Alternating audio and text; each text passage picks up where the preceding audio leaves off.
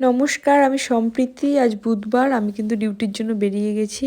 আর duty থেকে বেরোতে বেরোতে দেখুন সন্ধে হয়ে গেছে। আর ফুলের দোকানগুলো তো দেখুন, এখন শীতকাল, কত ফুল এসেছে। শুক্রবার একটা বিয়ের নিমন্ত্রণ আছে, সেই জন্য কিন্তু গিফট কিনতে সোনার দোকানে চলে এসেছি।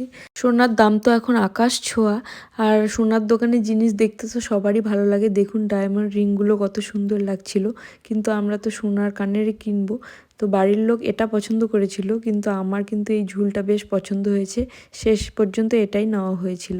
বাড়িতে এসে ফ্রেশ হয়ে দেখি মা আজকে রান্না করেছে ফ্রাইড রাইস, আর সঙ্গে ছিল কচি পাঁঠার ঝোল।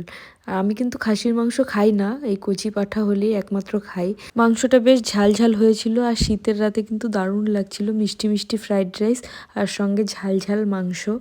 আর আমার কিন্তু ফ্রাইড রাইসের থেকে বাসন্তী পোলাওটা খেতে বেশি ভালো লাগে। এদিকে এক কাণ্ড হয়েছে, আমি কিন্তু খাচ্ছিলাম ভালোই, এদিকে দেখি মা কিন্তু গরম গরম ভাত, আলু সেদ্ধ আর ডাল সিদ্ধ দিয়ে খাচ্ছে। তো সেটার লোভও তো আর সামলানো যায় না, তাই মাকে বললাম তুমি এক গাল দিও। তাই মা কিন্তু মাখিয়ে আমাকে হাতে করে এক দলা দিল, আর সেটা আমি পরম তৃপ্তি করে খেলাম। আজকের মতো এই পর্যন্তই, বাই।